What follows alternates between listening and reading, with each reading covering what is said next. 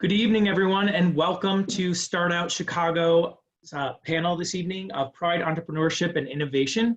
My name is Drew Stern, and along with co-organizer EJ Ruby and the rest of the Chicago StartOut board, we wanted to welcome everyone to today's panel discussion on Pride, Entrepreneurship, and Innovation. So first off, want to introduce everyone a little bit to StartOut if you're not familiar. StartOut is a national nonprofit supporting the economic empowerment of the LGBTQ plus community. With over 17,000 members worldwide, StartOut offers a suite of resources for LGBTQ plus entrepreneurs, and that includes hosting free events across the nation like this one, which have now all moved virtual, so we're able to reach a lot more folks these days, creating online community spaces. We have the Founders Program, which connects entrepreneurs with mentorship, expert office hours, and access to our network of investors, and our StartOut Growth Lab, which is a premier 6-month accelerator program in San Francisco focused on LGBTQ plus community. If you want to learn more about StartOut and join our community, you can always sign up and become a free member and access our resources at community.startout.org, which is right there. So a few housekeeping things and a few things we want to say before we get started. We also have a network of national sponsors that support StartOut, and we want to thank them all for all of their support of our efforts. Now, one last thing before we get started, and first, while today's conversation will be focused predominantly on pride, we are outraged at the racial and social injustice in America today, and hope that today's conversation can be one about innovation in social change and movement and driving a more inclusive future for all, especially for our Black LGBTQ plus community members and people of color.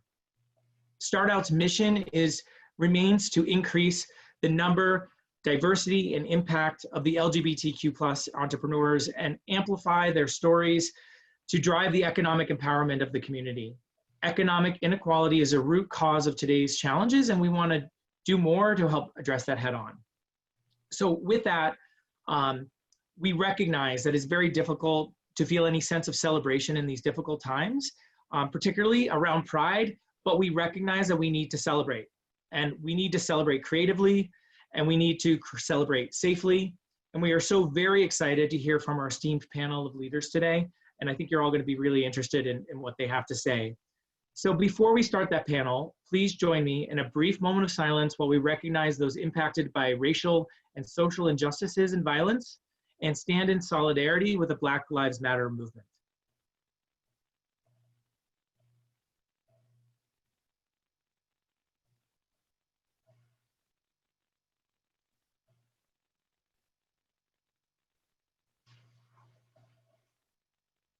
Thank you. So with that, thank you for that moment of silence. Let's get on to the main point today with our panel. I'm going to transition over to the panel and let me introduce you to our co-moderators, Dio Aldridge from Pride Southside and Linda Lewis from Left of Center Productions. She's their CEO. And to Dio and Lindo and all the panelists from across the country, all of our viewers and all of you with us here tonight, thank you. I'm going to hand it over to Dio and Linda to introduce themselves and the panel. Hi, my name's Linda Lewis. That's you. And I'm the founder and CEO of Left of Center Productions. We are a full-service entertainment agency, and we focus on LGBTQIA plus events all around the world. And I'm very excited to be part of this panel. Hello, everyone. My name is Dio Aldridge. I use he, him, his pronouns, and I am the Director of Operations and Programs at Pride Southside. I am also the Special Assistant to the Dean and Provost for Diversity, Equity, and Inclusion at the School of the Art Institute. And I'm also a budding entrepreneur and founder of Chosen Lifestyle Properties. I'm a property space that provides housing to folks who are formerly homeless. I'm excited. All right. And now we'll have, if each of our panelists can go around and share their name, I'll have David, if you can share your name and what your and your affiliation, your organization. Sure. I'm David Hackoff. I'm the executive director of NewFest, which is New York's leading LGBTQ film and media organization. I use he, him, his pronouns. NewFest has been around for 32 years. We're probably best known for putting on the New York's annual LGBTQ film festival each fall. We have year-round programs throughout the year. We partner with various community organizations. We have 4 or 5 events a month, a lot more than that in Pride Month, and partnership with the Department of Education on some youth programs. Our mission is to provide a platform for queer stories and storytellers. Thank you, David. Sure. Chris Frederick, I am he, him, his, Managing Director for Global Events at Out Leadership. Out Leadership is the preeminent global business network driving LGBTQ advocacy and leadership development within the workplace.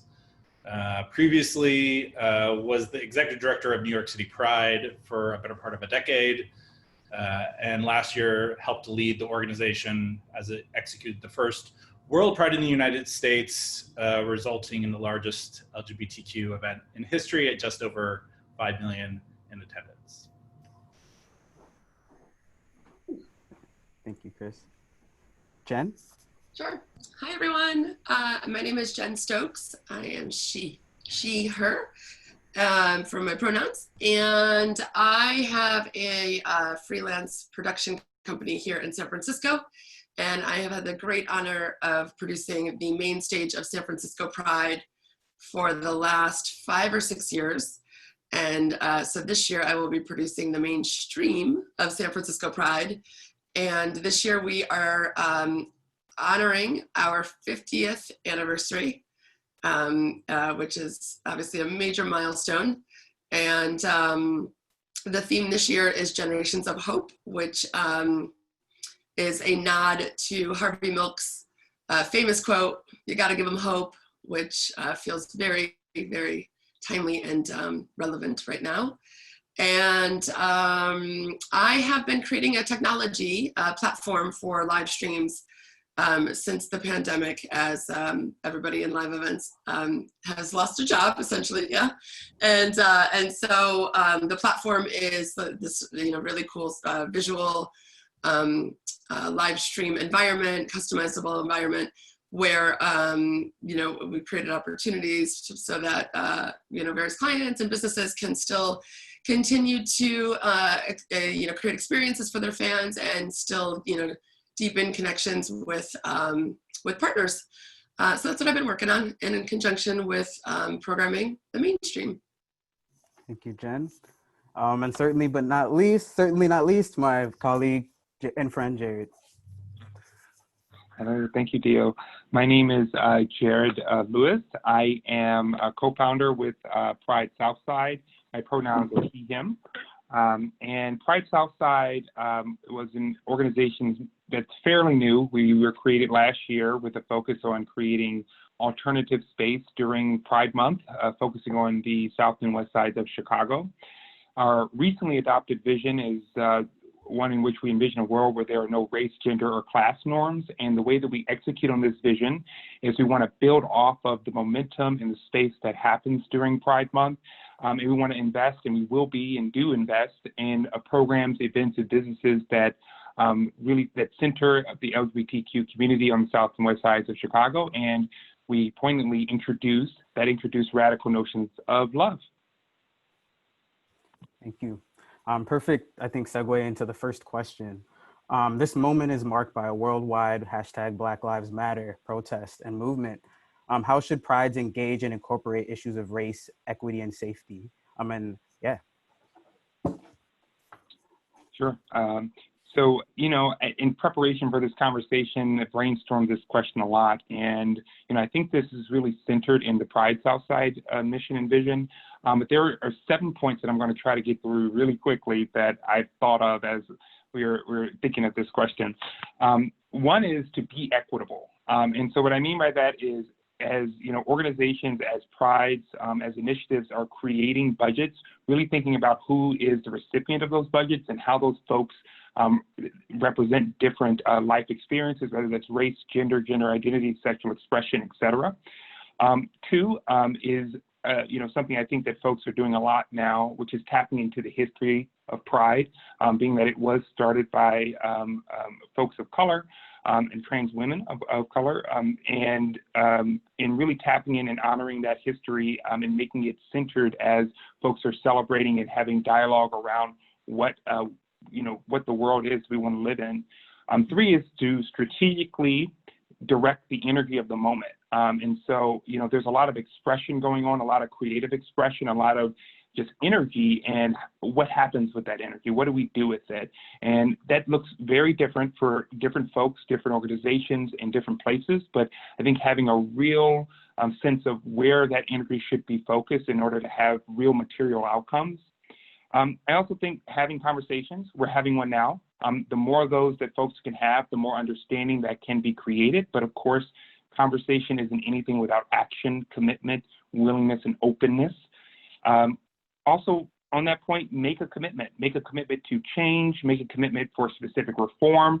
When we did Pride Southside last year, we were very intentional about being held accountable by our coalition partners.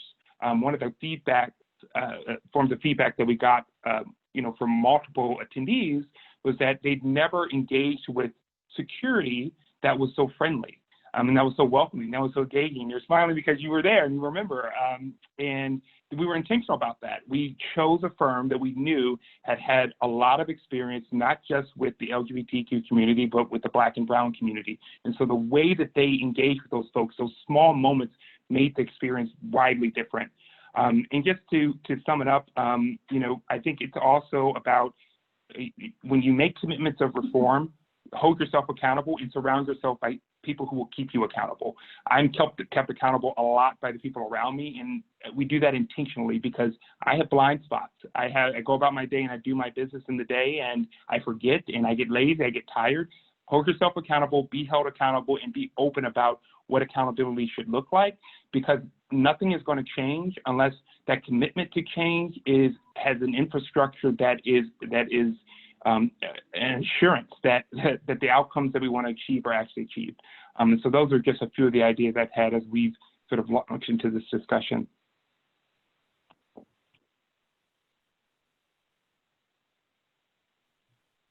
Thank you, Jared. Yeah, I could jump in next if you'd like. So certainly we are making a shift as it relates to the messaging and the programming on the mainstream of SF Pride. We certainly had programming blocks, to support our Black and Brown communities and have speakers on behalf of, racial equality and justice. And, with the recent turn of events and certainly since George Floyd's, just unfortunate murder. I mean, it's just devastating. And the rise up of our nation and our global community has just been so powerful and so impactful. And so, over the course of the last, I guess, 2 weeks now, I've definitely made some shifts. And, whereby I had mentioned at the top, the theme is Generations of Hope. When we pivoted to a live stream and, thinking about the devastation that our global community, that every single human being is connected right now through this one thing and its devastation, and whether it be, through deaths or financial struggles, everybody's trying to navigate these hard knocks right now. And so my narrative was going to be really honing in on the theme of Generations of Hope and, really, giving people sort of this like, uplifting feeling of I hate to say celebration, but loosely, right? And now it's, we are going to make addresses at both days at the top of the program. This is something that we want to talk about. We want to be authentic about it. We want to address it. We want to be a source of information, a platform for resource. And so, bringing a lot of community influencers and pioneers, as well as representing some organizations, because, I always like to sort of give that leave behind for the attendee, especially as, the community is getting younger and, looking for answers and maybe not knowing where to go for those answers. And so using this platform, to sort of be the big brother, big sister of, here's where you can go, here's how you can get involved. And it doesn't need to be a financial commitment. It could be volunteer based. It could be just literature, just, being informed. I mean, as we all know, information, creates empowerment. And then also, getting involved, by way of, calling their legislators and, understanding the power that they have, as an individual, and, and picking up the phone and placing that call and voicing your concerns or sending that email. And, certainly this year, with it being an election year, we will, heavily be talking about that and what it means to have the right to vote as a citizen, and then, further exercising your right to vote. Thank you, Jen. Yeah, I would say, as I mentioned earlier, for NewFest, we've been providing a platform for queer stories and storytellers, and we really believe that there is great power in visibility and representation and in people telling their own stories. And so at a base level, this moment has really opened our eyes to the need to amplify Black stories and Black storytellers and Black voices. That's just kind of foundational.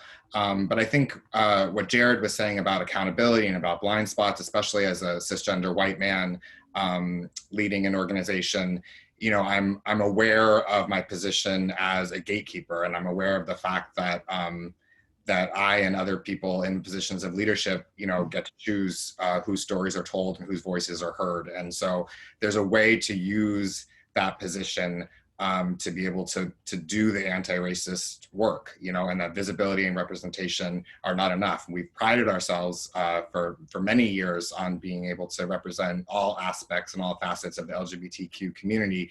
But this moment, I think, has really opened our eyes to the fact that we have a lot more work to do. We need to diversify our staffs, and we need to, participate in a different way of dismantling the systemic racism and white supremacy that exists in many, if not most, institutions in this country. And we can do that by giving people a voice and giving people a platform. And so we're excited to make that commitment and to listen and to act so that those voices can be heard. Thank you, David. Yeah, I mean, I think that the reality is diverse voices, people of diverse backgrounds, people that are diverse in race and gender identity need to be at the table from the start. And that's where the conversations begin. So when you're thinking about programming for Pride or an LGBTQ event, those voices need to be there from the beginning. And if they're not there, you need to somehow ensure that you're partnering with organizations that can help you bridge that divide, right? So, New York City Pride tended to have a reputation of being very white cis.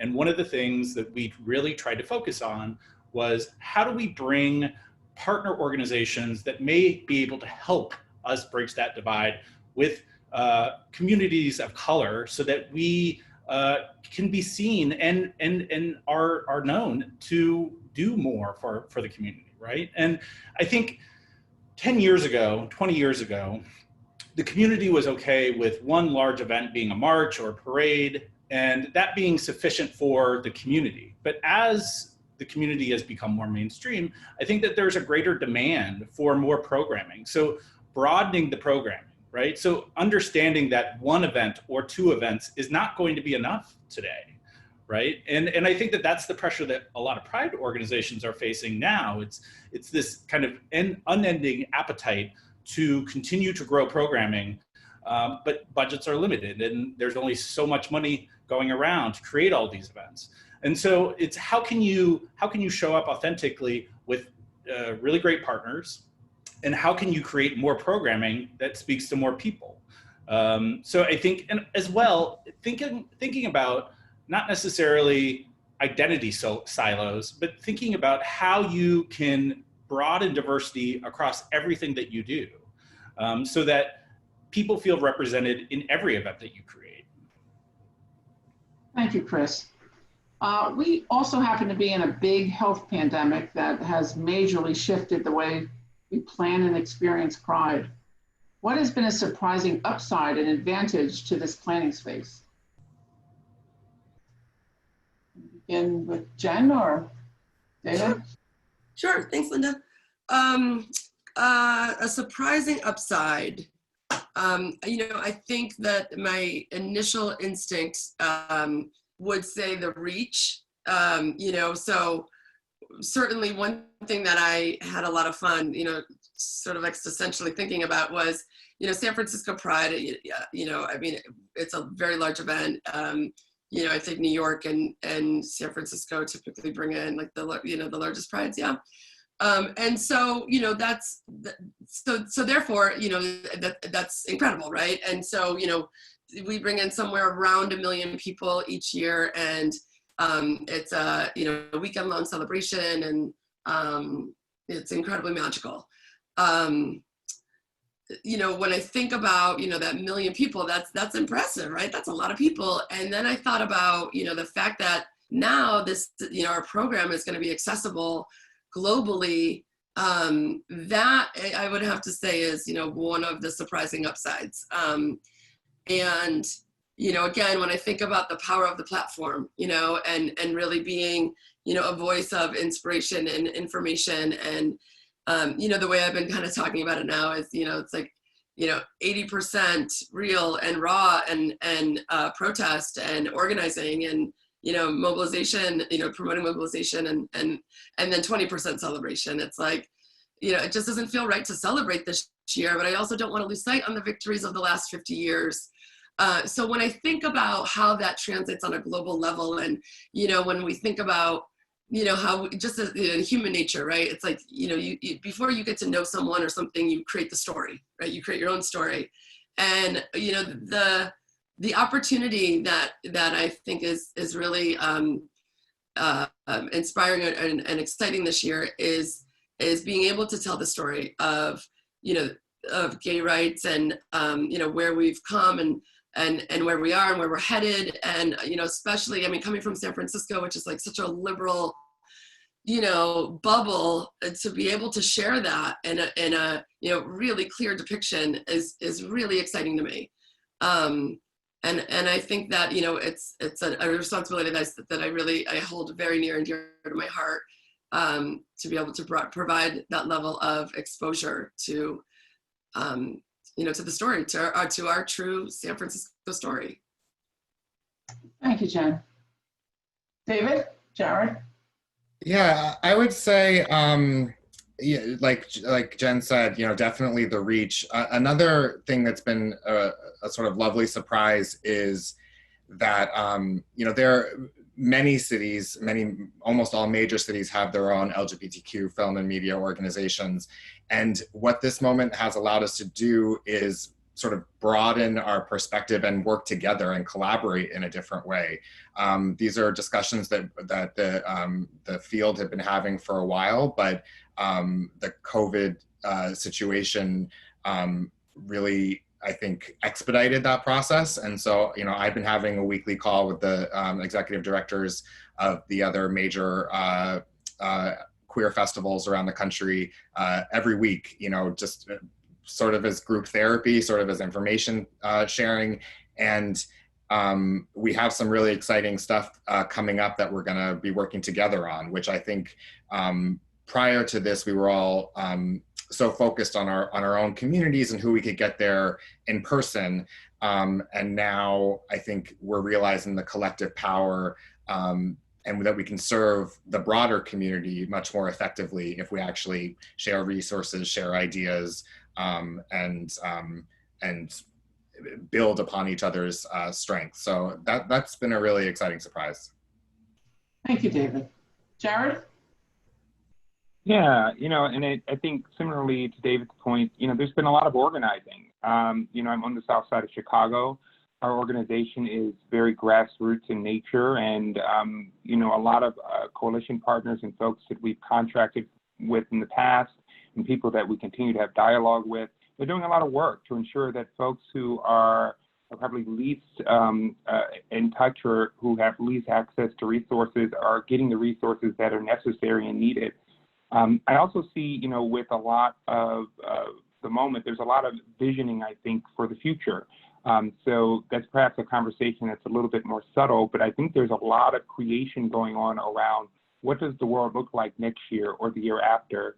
And perhaps that's also because we're in a recession because of this. So there's a need to be creative, there's a need to build, but I think it's also happening in a much more psychological and spiritual way, and perhaps with words that I have not yet developed to articulate it to you. But I see a lot of that going on, and that's a beautiful thing to watch. And then I would also say, particularly being again, working predominantly with Black populations, there is an increasing, again, out of need, but competency as it relates to technology, which is something that we struggle with from a policy standpoint, but just from an engagement standpoint. And I think there's an increasing competency and desire to understand technology and tools. There's a lot of Zoom calls going on and a lot of learning, even from our community elders, as to how you can engage, connect, and build using tools that folks have never really used before. So I think that's also an interesting upside. Thank you, Jared. Chris? Yeah, I think Out Leadership realized pretty early on within the COVID-19 crisis that this year was going to be completely different for Pride. And so we launched a whole 30 days of virtual Pride programming called Proudly Resilient that allows people to convene and connect and learn about our history. And I think it's what's needed, right? Because you think about, the benefit is there's that kid that is in the Midwest that would have had to travel to a large metro area to experience Pride. And the fact that they can now tune in to an experience and they can feel inspired or feel connected to a community just by turning on their computer is groundbreaking, right? And I think that's there's a lot to be said about what impact will this have on the future generation of people just coming out of the closet, of people just learning to know what it means to be LGBTQ. And so I'm really excited about that. I think that as well, it's allowed us, as Jen said, to connect to people from all over the world. Out Leadership is a global organization, but we are usually only able to get to certain locations maybe once or twice a year. So we go to Asia, we go to Europe, we go to Australia, but we're kind of limited by travel costs, right? And so the ability to engage in a global conversation more regularly, not even in Pride, but year round, is really exciting. And then obviously one would be remiss to say that the cost to produce virtual is a lot lower than in person. So from a cost perspective, it's been quite beneficial for, I think, a lot of organizations that are hurting so much right now. So that's what I think. Thank you, Chris, and thank you everybody for sharing that. Question number 3. What's an area of Pride culture / organizing that needs to shift / change? And I know for some of the first question definitely illuminated to that. But I'm sure there's other aspects of Pride that shift and change. I'll go first.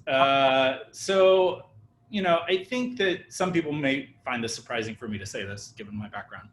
But it's I think, time to rethink how corporations participate in the space. And what I mean by that is, I don't mean we should ban corporations, because I do think that there's a lot of value, and people need to understand that a lot of LGBTQ employees look to Pride, look to participate in Pride, to feel inspired at working at wherever they're working at, right? And so I think we need to do a better job of saying to corporations, okay, you are in a space that is queer identified. you can no longer just slap a rainbow on it and that be sufficient. How can you show up more authentically? How can you work with organizations in the broader Pride experience that help to raise up our community even more? So one of the things that we started to work on when I was at New York City Pride was trying to partner corporations with nonprofits that are within the community, so that eventually we were going to potentially make this a mandatory thing where if you wanted to be in the march, you had to have a nonprofit partner that you were partnered with as part of your participation. And not just the large national nonprofits. I think a lot of corporations gravitate towards the big ones, and not that they don't do amazing work. They do. I love them. But there are so many small nonprofits in the local community that need that amplification from that corporate partner. So how can we make corporate partners think a little bit more strategically and push that on them a little bit more, right? And I think that it's our duty nowadays to kind of push that a little bit. It's not to say that they can't participate, but they have to do it on our terms, which I think more and more, because of the power of Pride, because of the power of what the brand of many of the prides across the country have become, they have that ability to do that, right? Well, Yeah, I totally agree with that, Chris. And I would just add on to that to say, spread the support out throughout the entire year. You know, there is such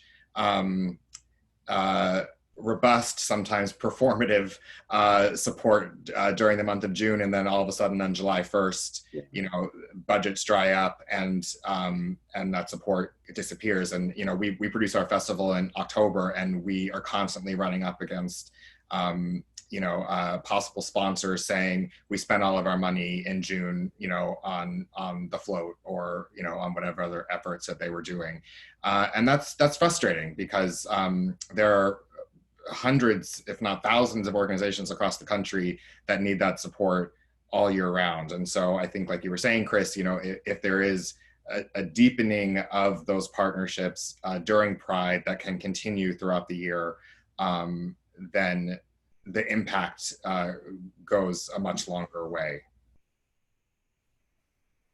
Yeah, you know, I would agree with that. And, you know, I am impartial to social enterprises in general, but, you know, I think that one of the things that we're tackling is how do you make sort of this experience and this engagement a year-long thing? And it's an interesting question, because I think so much of this is around a celebration that is a moment in time. And, you know, some of the comments that were just made suggest and point to how budgets and how seasons all then tie into that. So if it could be year-round as a celebration and as a support mechanism for the community, I think that is a cultural shift that needs to happen. But then organizationally, I think that, you know, it's really important now more than ever for all organizations to be thinking about how do you structure yourself so that you can be sustained year-round without always having to rely on foundations or on corporate sponsors. And so that's just a deepening question we're wrestling with. We really want to be a social enterprise, or should I say we are a social enterprise? And so it's like, how do you have that impact, and to tie that impact to the way in which you generate revenue in a real economy? I think I'm last here. So I agree with what everybody just said, and I will take the answer in a different direction to keep it entertaining. So the first part of that question was, what's an area of Pride culture? And what I would say in regards to that is, you know, what we're finding more and more of is, you know, the right intentions, but the wrong people, you know, kind of making the decisions. And so, you know, when I think about Pride and you know, that you know, it has been for San Francisco specifically, a 50-year fight, right? A demanding, protesting, mobilizing, never, despite what level of exhaustion, you know, like just that, you know, that level of just like, are we ever going to get there? The resilience, you know, that like that combination of, as I've been researching 50 years of Pride to make the most special program I possibly can this year, and I've been looking at like the key events over the last 50 years, and what has absolutely rocked me with inspiration is the combination of resilience and hope. And when you look at the timetables and you look at these years and years and years, it's just like astounding. And so to tie it back to the culture, I think, now that it is louder than certainly in my lifetime, right? Like right now, it is right now that we want to, really set a precedent and make this a lasting normal, right? Like normalcy, like human equality should be normal, social justices should be normal. And so how do we get there? I think we get there, with these key, influential organizations representing the diversity, so when I think about what a Pride Planning Committee should look like, it should look like everybody, it shouldn't, and Chris, certainly no offense, but it shouldn't be, the cis white men, right? Trying to create that message that's of, voice of diversity or a message of diversity, right? Like we have to have all of the different, sort of micro communities within the community. And, for those that are unfamiliar watching, there's so many, and they're all beautiful, they're all beautiful and they're all powerful. And I think that, to truly, again, normalize, make this something where like 50 years from now, the next generation is not even considering, injustices because we defined it, between now and the next 50 years, like we are integrating. It's not, it should be representative. And I think that, for any leadership team out there or for anybody out there that's really important. I think it's going to be vital as we move forward that, we sort of talk the talk and walk the walk in that regard. Thank you, Jen. Mm-hmm. And also, I just want to add, because I'm very passionate about this idea of Pride culture, which is, I think a lot of times organizations, including New York Pride, while I was there, have this tendency to want to grow because they feel like they have to grow, right? And there's no strategy around, okay, if we're growing, what does that mean? Who does that affect? And I think we could take a step back every once in a while and say, okay, we're growing very quickly. How can we adjust to better serve the community? And I think sometimes we get so wrapped up in, we just got to plan the next big thing, that we're not taking a step back and saying, do we need to grow? And two, what does growth mean? And I think that speaks volumes to what a lot of prides around the country are experiencing at the moment, where they feel this like push and pull of feeling like they need to grow, but then at the same time, they always are kind of told that they're not doing enough. So it's hard. Interesting. Thank you so much. All right, this is a two-part question. The first part is, how did you celebrate the ending of Pride last year? And what are your plans to celebrate after your virtual Pride this year? Interesting question. Yeah. So I'll go. That last year was actually our first year, and it was a long journey, and so I took a nap after Pride last year. This year, we are not doing it during the same period. We're going to push it back a little bit further, but I'm still planning on taking a nap. If you don't know, I'm finishing up grad school, and I am also exhausted again. So I'll tell you, check back in with me a few months, Linda. I'll tell you what we're doing in September. Okay, sounds fair. Anyone else? Last year, I probably was crying in a corner somewhere. It was a pretty draining and intense experience that I wouldn't wish on anyone. It was really exhausting, but completely rewarding, and I'm glad I made it through. But in terms of what I'm doing virtually, I think just trying to take it all in. This is my first year in 10 years where I haven't been at the office till 3 o'clock in the morning in June. And so it's kind of nice, and trying to take and appreciate the kind of downtime that I've had. I don't know how many, I'm sorry. I was gonna say really quickly, participants, you can, I guess, put some questions in the Q&A section if you'd like. All right, go ahead, Linda. Yeah, I just wanted to also add to Chris. I don't know how many people on the panel are those that that had the honor of participating or even attending World Pride last year, but I have to say it was probably one of the best experiences in my life.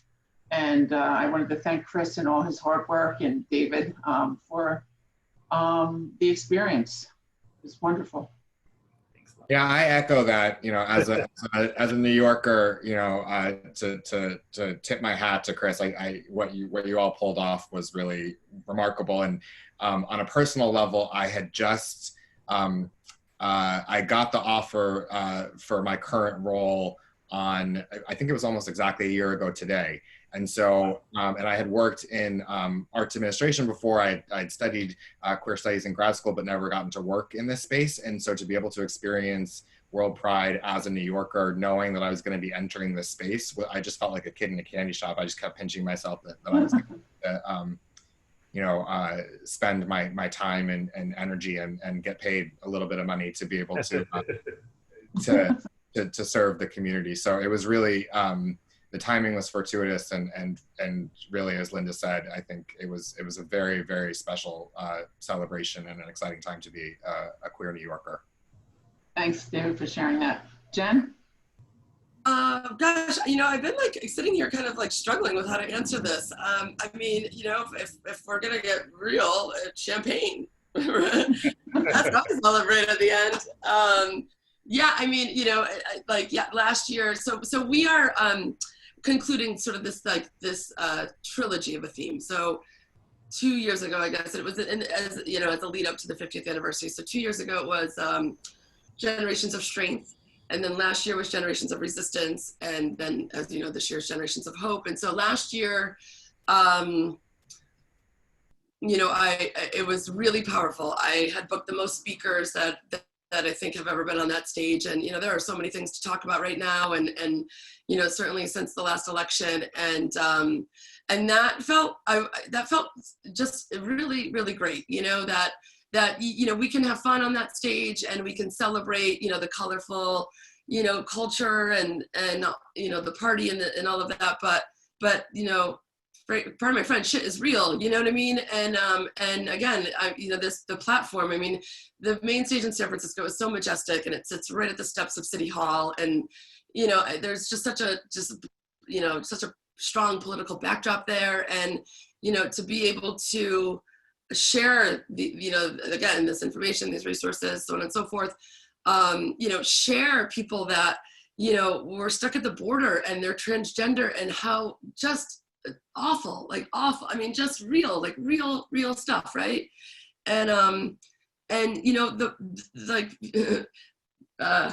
in an effort to avoid being cheesy, I can't help it, but the pride I felt, to be able to be on the leadership team and use this platform for that. It was a really, really robust, incredible lineup last year, and I loved every minute of it. And I have an incredible team. I mean, it's like you're only as good as your team, and my team is just, they rock every day. And so at the end, and this is now every year, we go into this little sort of like bohemian oasis that I have backstage, and pop some champagne. And so that is my real answer. I will also state that there was a question earlier about the surprising upside, right? The surprising upside of the live stream. And Jared, you mentioned this earlier, and that's actually what I was thinking, but I was like, don't say that. But now I'm going to say it, which is, usually like the manual labor that goes, I mean, like all of the labor, right? The love, the emotion, the conversations, the time, the this, the that.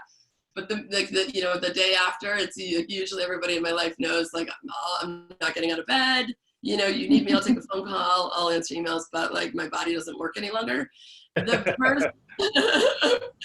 first live stream that I did post shelter in place, it was an intense one, and it was so funny because my friends were like, okay, cool, because it was on a Monday, so I'll see you Wednesday, or I'll talk to you Wednesday or whatever, and I'm like, great. I woke up Tuesday morning and I was like, oh my god, no pain, like nothing. Like I could get up, I could do everything, and I would say that is a surprising compliment to a live stream also. Thank you. Speaking of team, I kind of like snuck this question in because it's so, being somebody that attends so many of these Pride events, it's just, it's unbelievable, the volunteer work that goes into this. And my question, the Pride events typically rely heavily on volunteers. What would be the best way to utilize and engage volunteers in a virtual Pride setting? Since a lot of them are sitting at home wondering, what can I do? And how do we keep them engaged? I could jump on that one if that's Sure. fine. So Sure. because our Pride is coming up in 2 weeks, I can talk about this as it relates, in sort of real time what we're doing. So we work with an organization called StartOut, and they are focused on fostering and nurturing relationships with volunteers and matching them to interests, of their choosing, and be able to provide connection throughout the year. And so for the live streams this year, so that we have the mainstream one, and then if pre-COVID, we have 14 different sound stages. I hope I'm saying that accurately. 14 different sound stages, and about 20 different areas within the Pride celebration here. And so in the spirit of trying to bring some of that into this live stream environment, there will be another stream in concert with the mainstream. And so there's going to be 3 of the community stages that will be programming that stream both days. And so as it relates to the need there, when you consider all of these different chat boards, and you consider just on a everyday sort of occurrence, the trolling and the Zoom bombers and all of that, consider and then in line with this community, and that there's a lot of hatred out there. We have used volunteers, not used, but we're booking volunteers to have them fill the role of chat board moderators. And there's a variety of different ways that we have, sort of outlined the scope as to what they will be doing. Some of them will just be, just literally, policing kind of like the chat, and like just, overseeing it and making sure that nobody is, getting offensive or so on and so forth. And then there's also the Zoom room. So we're going to be doing a live, like the idea of like an in-home audience, so that we can bring in our community through around the world into the stream at points. So, there'll also be moderation there. And because I specifically work with Twitch more often than not, and, if you have a large volume of attendees and viewers, that chat board could fly. I mean, it's just like flying, and you do have the abilities to pause it and slow it down and stuff. But the reason why I bring that up is because we have multiple moderators on each chat board at one given time, because it's just too much in traffic for one person. Thank you, Jen. David, did you want to add something, or Jared?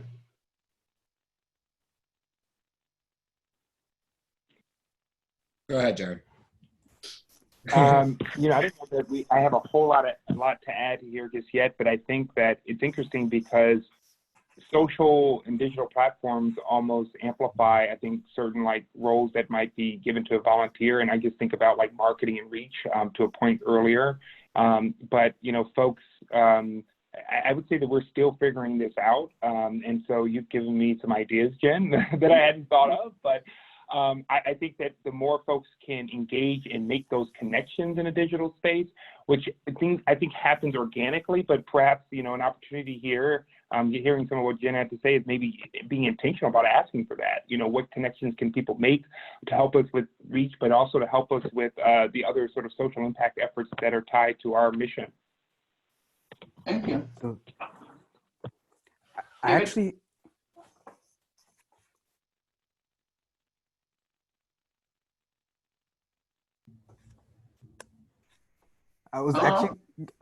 I was actually going to say I have two questions from the audience. Oh, great. Yeah. So the first one, and there's another one too, is the first one. I live in a city where the LGBTQ population is growing slowly. Fort Worth, Texas. Shout out to Texas. Tejas. What type of events besides Pride Parade can we do to grow it more so we can attract the LGBTQ community to move to our city? So we can create a diverse and inclusive city, give opportunities to those who live outside of Fort Worth to come and be part of a community.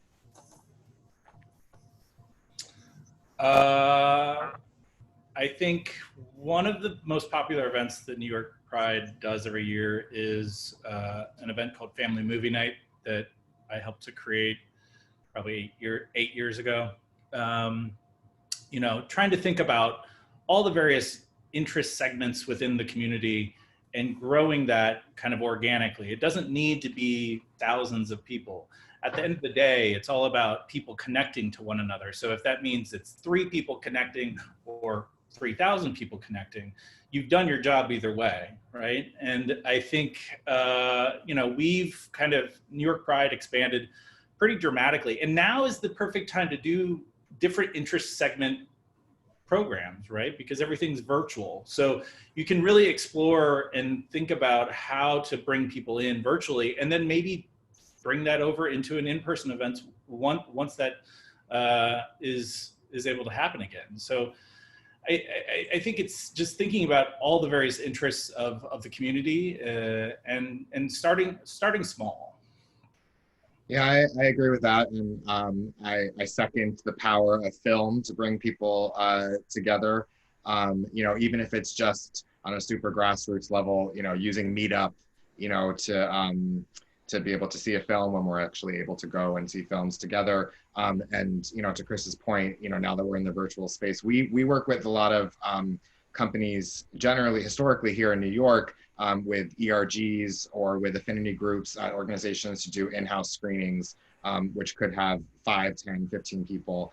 And what's possible now in the virtual space is for us to do that with companies around the country. And I think that there's a lot of other organizations that are offering similar resources, you know, sharing information about panels like these and or the ones that Out Leadership or others are doing, and creating sort of breakout groups to start small, and those networks grow. So I agree with Chris that it doesn't need to be a huge pride parade for it to be a moment of community and connection.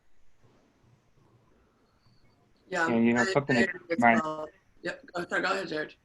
Oh, I was just going to say something that came to mind for me is everything that everyone else likes to do, gay folk like to do too. You know, we're all Exactly. Yeah. So this is, you know, when we're able to still together, but there is a live stream component, a virtual component now.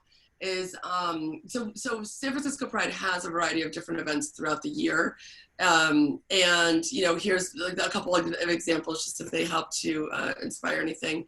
We work with the Commonwealth Club here in San Francisco, which is an incredible resource. They bring really powerful programming. So we would do like a speaker series there, or you know, maybe it's you know, a book launch and the author is on a tour, and so you know, they could read some excerpts from the book and then do a Q&A with community, a movie night. You know, some things also that I find to be you know, quite powerful are, you know, sort of like some of the historical documentaries about the movement. And then, you know, a couple of other things I would say is, you know, partnering with community organizations that already exist can really help, because, you know, now you're combining efforts, which if you're, you know, kind of just starting off, I agree definitely with David and Chris that it's, you know, starting small is how everybody starts, right? And then you grow from there. You know, and partnering with organizations, it's like, you know, perhaps maybe they have a built-in audience, and, you know, you can just kind of see what they've got going on for the year and see if there's something that, you know, maybe you can turn, I don't know, again, this is hard to say because this is, you know, pre-COVID, but, you know, maybe like a bowling night into a fundraiser, or, you know, partner with a different, you know, venue in your local area. I think right now with the live streams, and I don't know what Fort Worth looks like for reopening, but assuming it's not for a while, like San Francisco, for, gathering large groups again, I think that trying to, create programming where you're connecting multiple different, multiple people from different organizations and different geographic areas could be interesting if you're trying to start kind of like put Fort Worth on the map a little bit more, that like, maybe somebody in Chicago is a rep on that panel or that discussion. And so now, now people are going to start saying Fort Worth more. There's, this person from Fort Worth, and then it just sort of becomes, included more in the everyday dialogue. Great, thanks. There's one question that actually Drew sent. And then after this question, if folks can also give their handles, their important websites, and all their information so we can make sure everybody hears. But I do think this is good considering the subject of this panel. What will Pride innovation, either technically or culturally, look like in the years to come? Where are the opportunities for Pride innovation or entrepreneurship? There we go.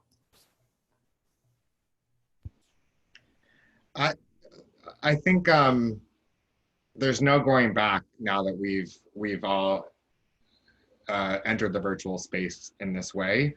We spoke about the surprising upside of COVID necessitated innovation, but the downside, which probably goes without saying, is just that we're not able to connect energetically, spiritually in the way that we are, and as a community, that's so powerful. There's nothing like, in my opinion, a group of queer people in a room, sharing an experience. And so I think where the innovation sort of, there's been this very kind of binary, like we used to do everything in person and now we're doing everything online.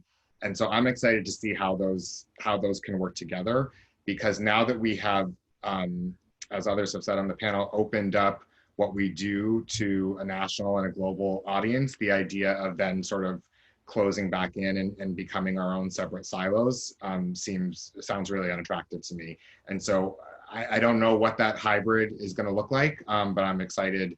I'm excited to see. And you can, if you want more information on NewFest, you can visit newfest.org. Just trying to answer your question, Dio. You can email me, my first and last name at newfest.org. If you work for a company that is looking to support LGBTQ issues, I'm happy to hear from you. If you want to bring a film in-house to your ERG or affinity group, happy to chat. And I'm really grateful to have been a part of this conversation. I'm humbled by the other panelists, and yeah, feeling grateful. So thanks. Thank you, David. Yeah, I think that there are kind of three things that are going to happen. One is something we've already hinted at, which, because so much is happening online, and I think that there's an uptick in content creation, I don't think that's going anywhere. So I think that Pride is going to inherently and naturally kind of evolve to a year-round thing, just because of the way in which information is being shared and folks are engaging at this moment. I don't think that engagement is going anywhere.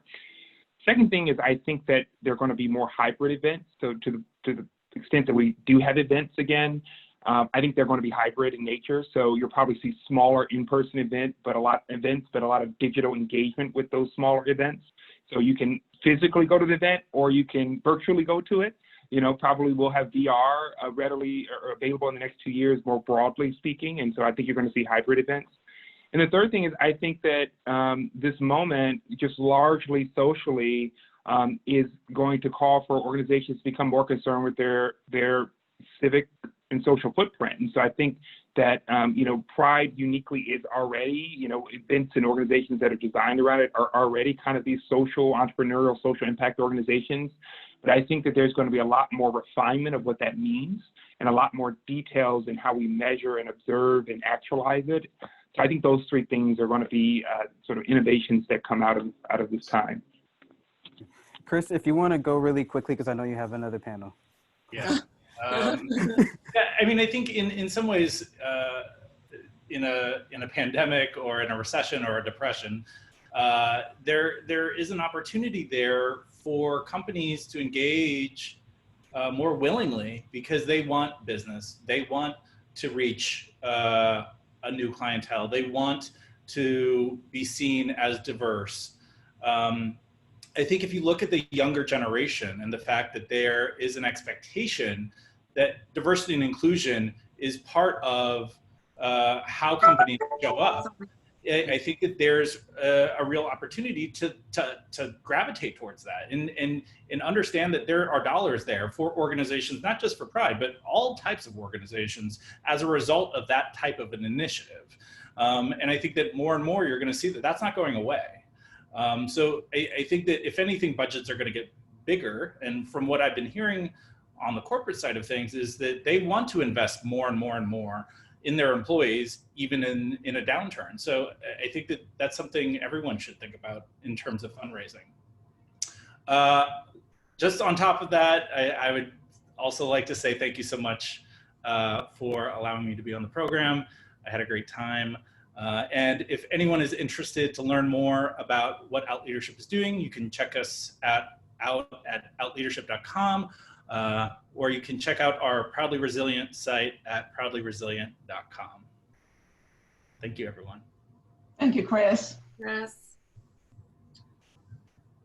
So I will dovetail off of what Jared had said. You know, that I couldn't agree more. I think that there's no turning back. We, you know, even the days when we can even gather again in large group settings, there's always going to be this component because, you know, it's almost like, why wouldn't you, right? I mean, when I think about San Francisco Pride, like let's hypothetically say we're, you know, hopefully back together next year.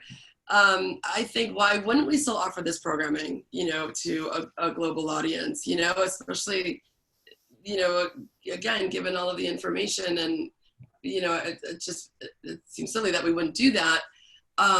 You know, and then I also think about, you know, when I look at San Francisco Pride and the, you know, number of people that come in, you know, certainly come through the Civic Center Plaza, which is where City Hall is. There are people that aren't interested anymore. You know, they've kind of like done it and they're not into it and they want to be in like a smaller group setting.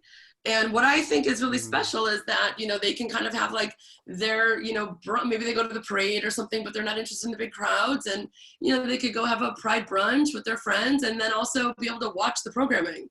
And I think there's something really special about that because, you know, not everybody's into the large group or, you know, for one reason or another, they're you know, they've grown out of it or something, right? So that I love that idea that the program, they can still access the programming without having to, you know, barrel through all of the crowds and the foot traffic.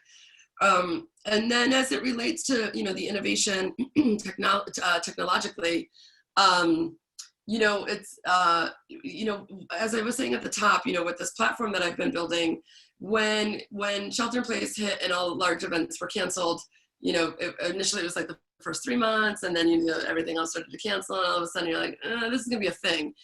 And I have the great privilege of working on this platform with somebody that I've worked with for years and he's a genius. And, you know, when I thought about like, okay, not like, you know, people are, you know, obviously we cannot gather in a large group of people for health reasons, right? But what does that mean for a brand, you know, a large brand that is an experience-driven brand that doesn't get to connect with their audience, their community, their fans, and their fans don't get that connection either. Like, you know, it's, I think it's a really missed opportunity, right? So I'm thinking about that, and then I'm thinking, okay, well, in order for that brand and, you know, to be able to run something, they still need some financial support, right? Things do cost money. Technology, it's invisible. It doesn't seem like it should cost money, but it does.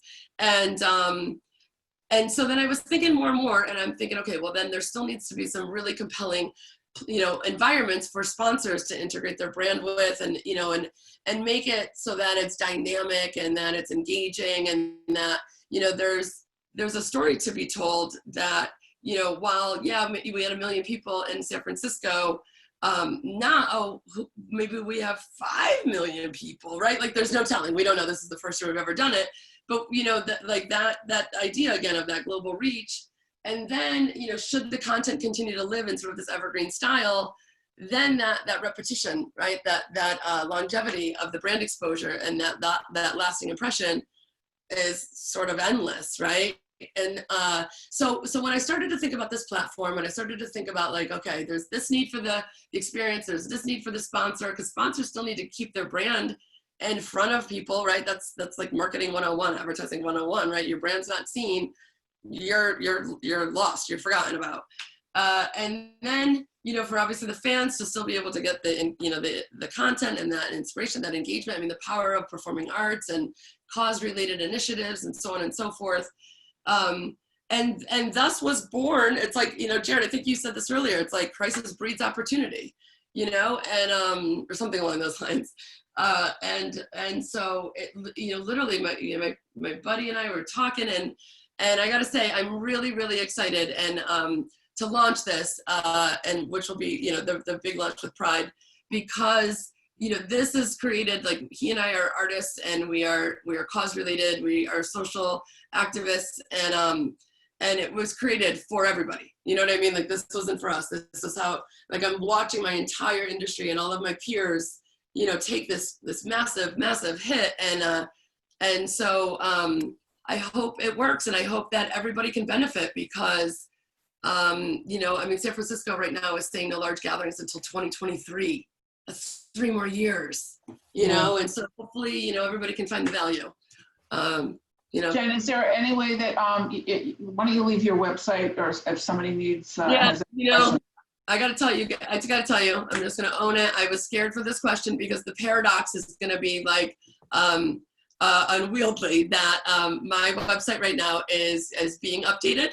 And so I will tell you though that it is StokesLiveEntertainment.com, and I understand how the paradox, trust me, I understand this paradox, but it should be up in another day. And yeah, please check us out. And like I said, you know, you'll be able to see everything on over San Francisco Pride Weekend, which is my shameless plug, Saturday, June 27th and Sunday, June 28th. And that is sfpride.org for more information. Thank you. Yeah, thank you. Thank you, everybody. This was really a pleasure. It was really great chatting and connecting and hearing everybody's plans. I unfortunately didn't allow the opportunity for Jared to plug some stuff. I'm sorry. If you want to plug the pridestudio.live real quick. And then yeah. Absolutely. So you can find us on Facebook, Instagram, Pride Southside, and our site is pridestudio.live. We're currently working with a bunch of local artists who are producing regular content. Feel free to tap in, log in, and see some of the work that's been produced thus far. Thank you. And for me, Linda Lewis, my company Left of Center Productions is a full entertainment agency. And for those that are out there that are thinking about doing a virtual event, by all means, please contact just go to my website, which is leftofcenterproductions.com, and hopefully I can help guide you. And hopefully in 2021, I'll be able to help get you entertainers that will be on your stage. But thank you for StartOut and for inviting me to take part of this panel. And I enjoyed it. I loved listening to everybody on the panel. Very informative, and thank you so much. Thank you. Thank you, Linda and Dio. Thank you. Thank you. I just wanted to lastly say, first of all, thank you so much for all of the panelists. This was such an amazing conversation to listen to. I've been looking forward to this since EJ and I and the rest of the Chicago StartOut board came together with this idea. And this has been really compelling and hopefully really invigorating for everyone and uplifting. Special thank you to all of the panelists and all of your great ideas and thoughts on what Pride means today, Pride in the Black Lives Matter movement, and what Pride's gonna look like in the future. And then a special thanks to Dio and Linda for leading this incredible panel. We appreciate all of your being here and showing up and volunteering and all of the back and forth that we've had putting this together.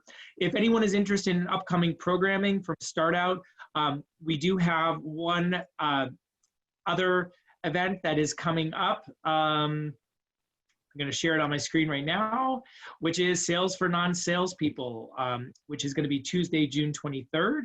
And please feel free to sign up for that. It's going to be very interesting if there are any entrepreneurs on the phone and learning how to be a salesperson. Definitely we want to plug that because there's a lot of hard work going into that. Hope everyone has a happy, safe, and wonderful Pride Month. And let's make Pride, as I've heard tonight, a year-long event and a year-long of collaboration and lifting each other up. So thank you so much. Thank you, Dio. Thank you, Linda. Thank you to all the panelists. Have a great evening, everyone. Thank you, Drew. Thank you, Dio. Take care now. Bye, everyone. Bye-bye.